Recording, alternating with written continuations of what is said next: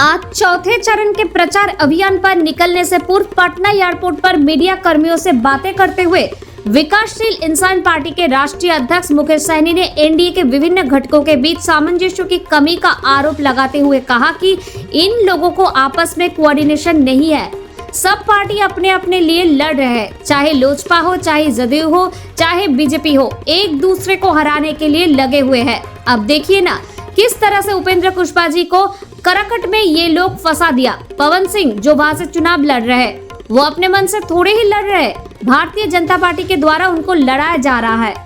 ये जग जाहिर है कि भारतीय जनता पार्टी के जितने टॉप नेता हैं सबसे संपर्क में है। उनको तो इंडिया गठबंधन से भी चुनाव लड़ने का ऑफर था, लेकिन पता चला कि सामने भाजपा है तो वो नहीं लड़ा। बोला कि जदयू रहता तो हम लड़ते या लोजपा रहते तो लड़ते, लेकिन भाजपा है करके नहीं लड़े। यानी भारतीय जनता पार्टी से जो व्यक्ति इतना डरे कैसे वहां पर चुनाव लड़ेंगे।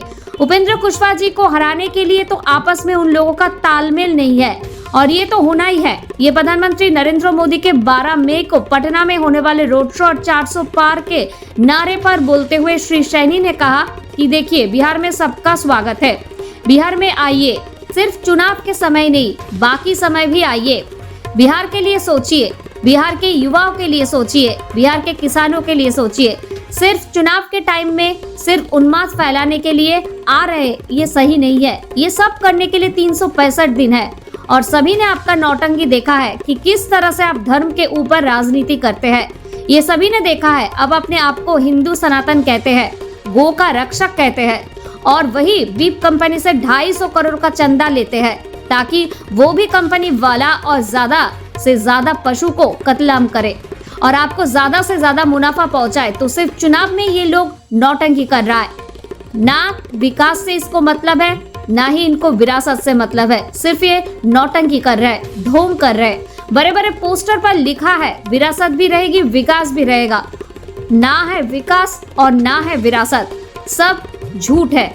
आपको सिर्फ सत्ता में रहने के लिए सिर्फ गरीब, पिछड़ा, दलित के अधिकार को खाना है। सिर्फ यही भारतीय जनता पार्टी का मूल मंत्र है। देश हिंदू मुसलमान करके चलेगा कि देश संविधान से चलेगा। आप पाकिस्तान की क्यों चर्चा करते हैं? जनता के सामने इन लोगों का ढोंग आ चुका है। सभी लोग इनके ढोंग को जान चुके हैं, कोई इनके साथ नहीं है। और क्या कुछ कहा है बीआईपी सुप्रीमो मुकेश सहनी ने, आपको सुनाते हैं। Bureau report, news UNI।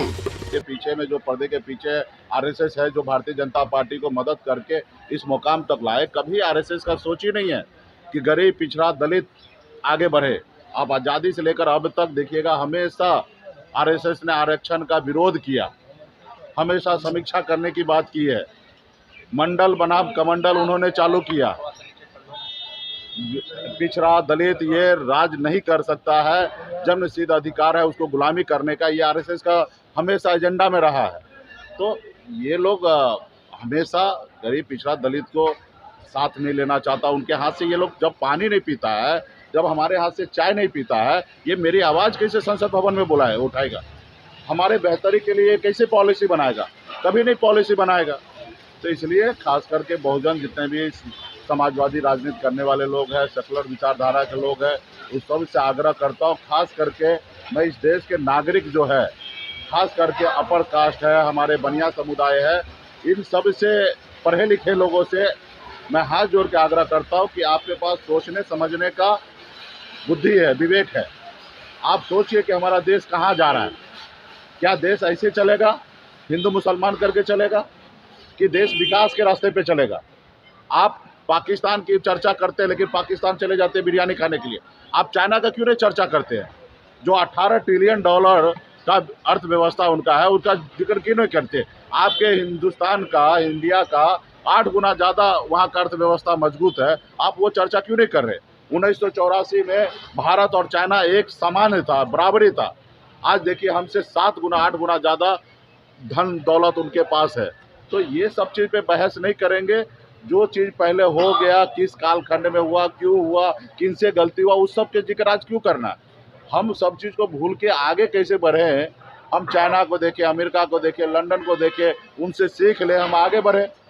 अब हमारे पूर्वज क्या किए, नहीं किए, किस परिस्थिति में किए, कैसे किए, अब उनके बारे में ज़्यादा नहीं सोचना है। हमें आज के समय में क्या करना चाहिए, उस रास्ते पे चलना है। तो ये लोगों का ढोंग है और ये ढोंग जनता के बीच में आ गया, युवा के बीच में आ गया, सभी लोग जानने लगे। अभी कोई इनके साथ नहीं है। बहुत बहुत धन्यवाद।